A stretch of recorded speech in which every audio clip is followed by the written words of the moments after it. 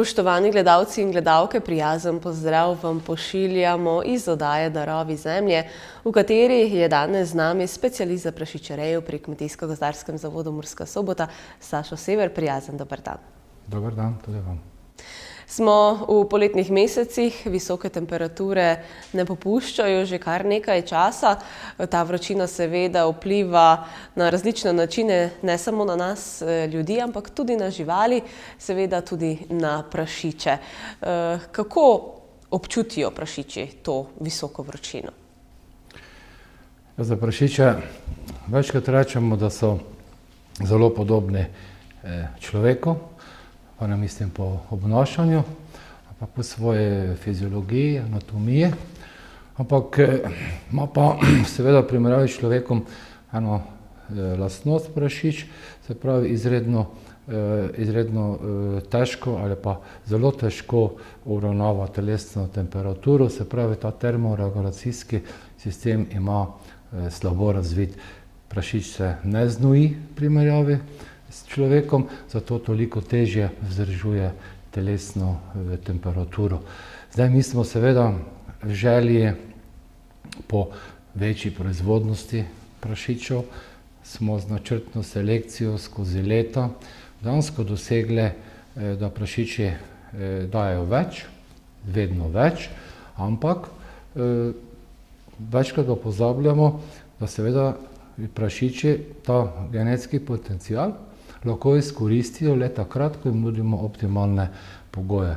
In običajno, ali pa bomo rekli, zdaj že kar nekaj let zapored, se dogaja, da v tem poletnem obdobju, ko smo priča izredno visokim temperaturam, s težavo nekako lovimo tisto ugodje prašičev.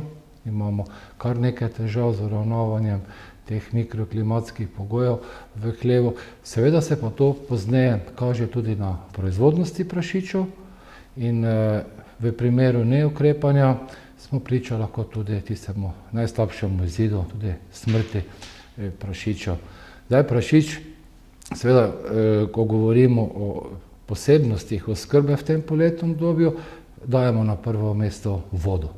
Voda ne le, da je najpomembnejše, mi rečemo, hranila pri prašičih, igra tudi to funkcijo, ampak voda igra najpomembnejšo vlogo pri vzdrževanju telesne temperature prašiča.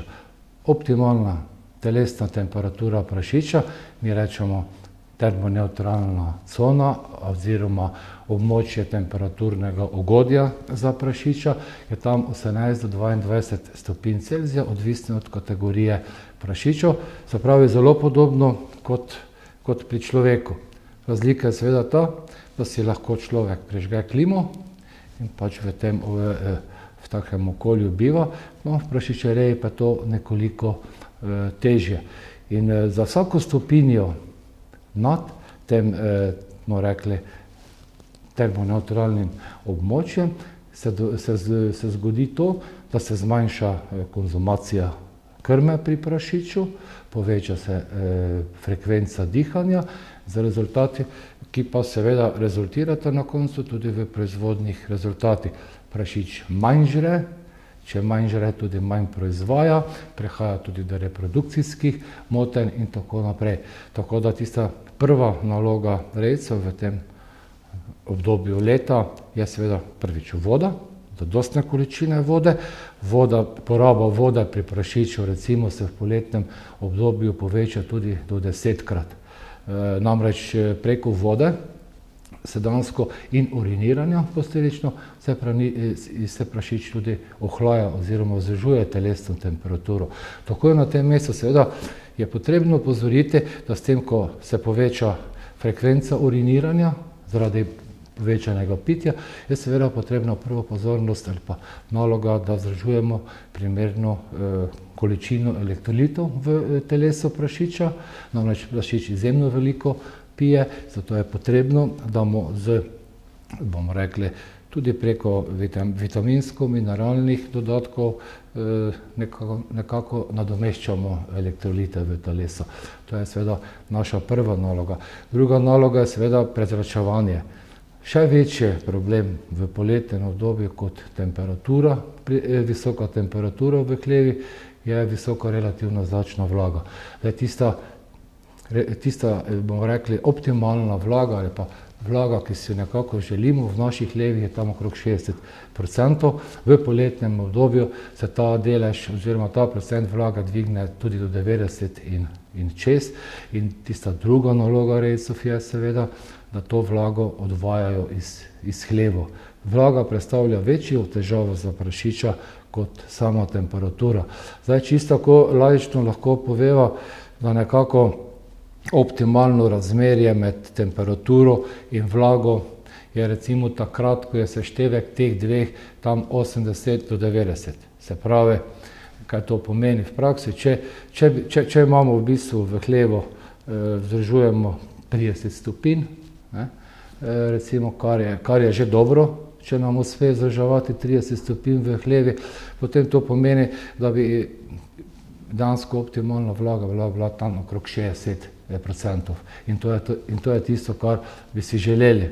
Zdaj, kako to dosegamo, seveda način je, praktično edini način je z prezračevanjem. Zdaj poslužujemo se lahko naravnih načinov prezračevanja, tudi takih hlevov imamo še kar nekaj v Pomurju in širše. Ti sodobnejši hlevi seveda pa imajo vgrajene že sisteme prisilnega prezračevanja ali z nadtlakom ali z podtlakom.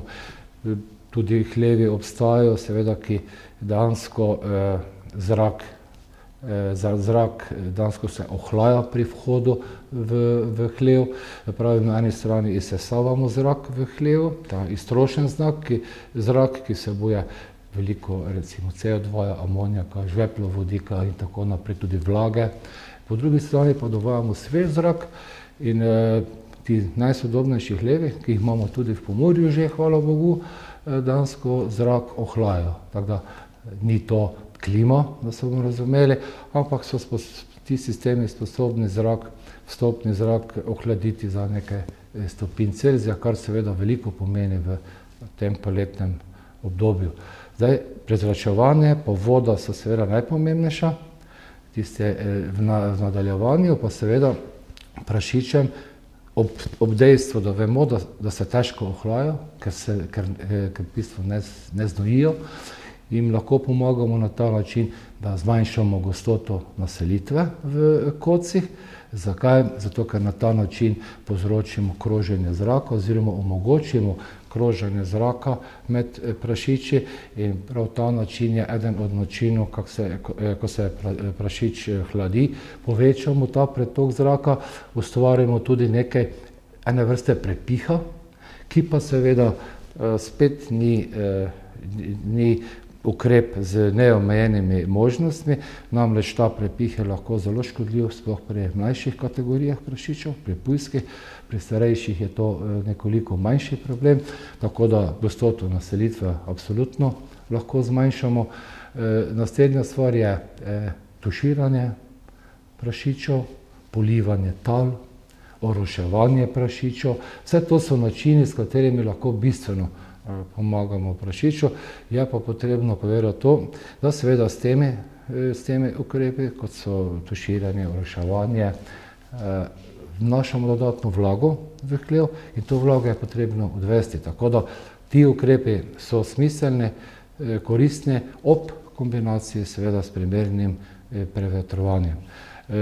Naprej, če govorimo o prehrani, prašič je, večkrat se šalimo pa rečemo, zelo podoben kot motor z notranjim zgorevanjem, namreč vedno, ko žre krmo, to krmo je potrebno tako ali drugače predelati, on jo predela tekom prebave, presnove in pri tem se segreva. Pri tem se telo segreva, se seveda ogreva in ta toplota oziroma ta toplota, bi rekli, dodatno povzroča stres pri prašiču v poletnem obdobju.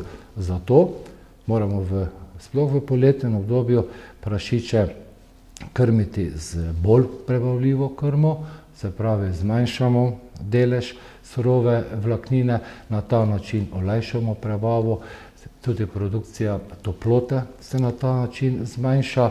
Potem v nadaljevanju ko govorimo o sami krmi, krmimo zgodaj zjutraj, se pravi termine krmljenja prilagodimo, ali gremo pa krmimo zgodaj zjutraj, ko še te temperature niso tako visoke, ali pa bolj pozno zvečer. Na ta način seveda mi želimo doseči, da prašič požre tisto količino krme, katero bi naj požrl, ter tako ohranja dejansko nivo proizvodnje po eni strani, po drugi strani pa tudi zdravje. Pri kateri temperaturi nekako začnemo s temi ukrepi? Sedaj so kar visoke, 30-35 ali že pod 30 lahko začnemo z izvajanjem teh naštetih ukrepov? Te ukrepe seveda rejci izvajajo, bomo rekli, kontinuirano. Pri naravnih sistemih je praktično zelo težko ali pa težje nadzirati to ali pa vzdrževati temperaturo. Pri teh sistemih sodobnejših je nekoliko lažje. Dejansko ti sodobni sistemi uravnavajo temperaturo od začetka. Se pravi, že takoj, ko temperature pričnejo naraščati, se pravi, ko grejo nad 23-25 stopinj Celzija pri odraslih prašičev, se posledično seveda tudi poveča izmenjava zraka v klevi, dovaja se več zraka, svežega, in na ta način vzdržuje. Zdaj v poletnem obdobju je praktično, se bova rekla, s temi konvencionalnimi ali pa tudi sodobnejšimi klevi je nemogoče vzdrževati temperaturo 23-25 stopinj v klevi. Če bi to hoteli, bi morali imeti montirane seveda klimatske naprave. Sama proizvodnja prašičerejska tega žal ne prenese, zato se pač poslužujemo prevetrovanja kot takšnega, delnega ohlajevanja, vstopnega zraka, oroševanja in tako naprej. Se pravi, rejci že zelo zgodaj pričnejo s svojimi aktivnostmi. Tudi recimo v primeru naravnega prezračevanja hleve prezračujemo zgodaj zjutraj ali pa pozno zvečer. Nesmiselno je hleve prezračevati sredi dneva, ko so zunanje temperature 35 stopinj in več, ker na ta način ne dosežemo prav nobenega učinka.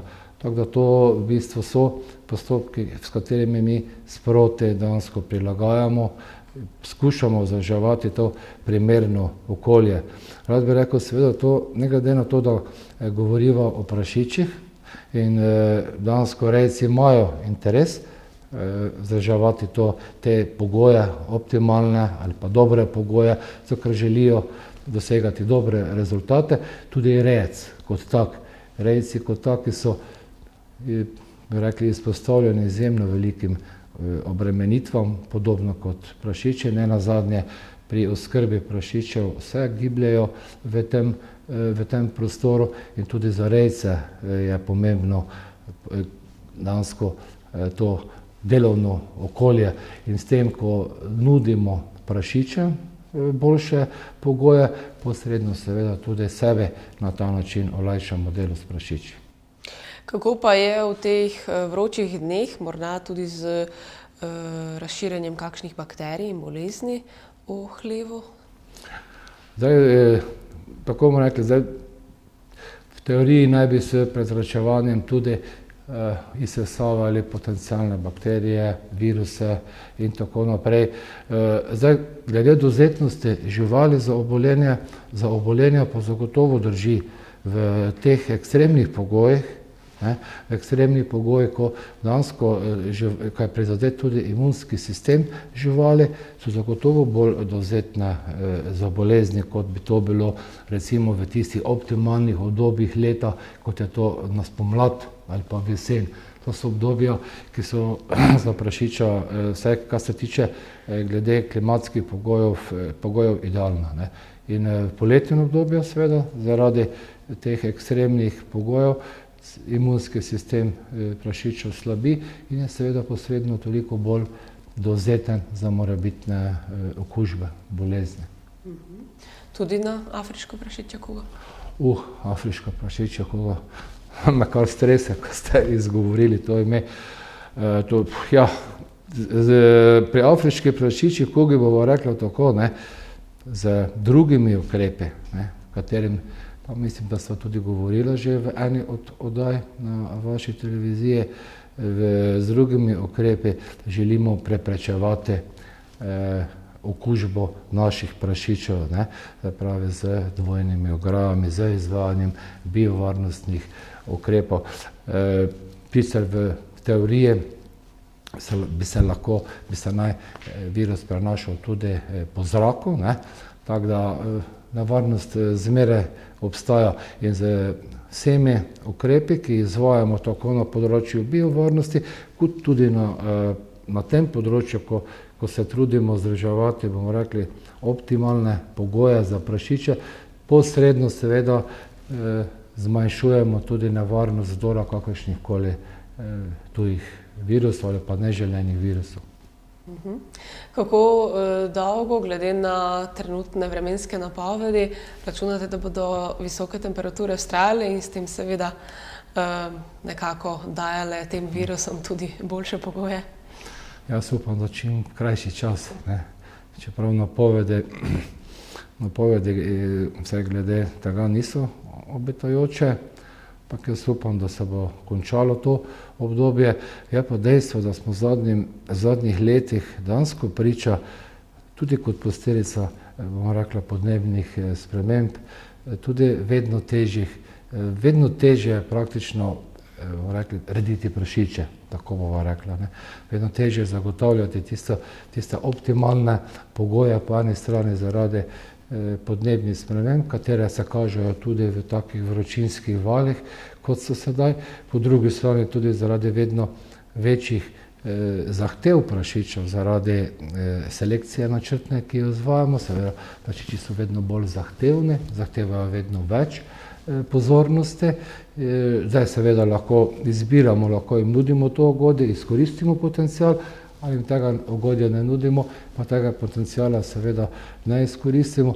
Tako da zagotovo bo v prihodnosti to tudi za rejce prašičev zelo velik izziv in tudi zaradi tega v bistvu je koristno, čeprav z finančnega stališča zelo težko sprejemljivo, da tudi objekte za rejo živali, prašičev, dejansko poskrbimo za dobro toplotno izolacijo, tako sten kot strehe, tudi uporaba toplotnih izmenjevalcev v bližnji prihodnosti bo postala, bomo rekli, skorajda rutina, če se bo to nadaljevalo. Tako da ja, nas čaka kar veliko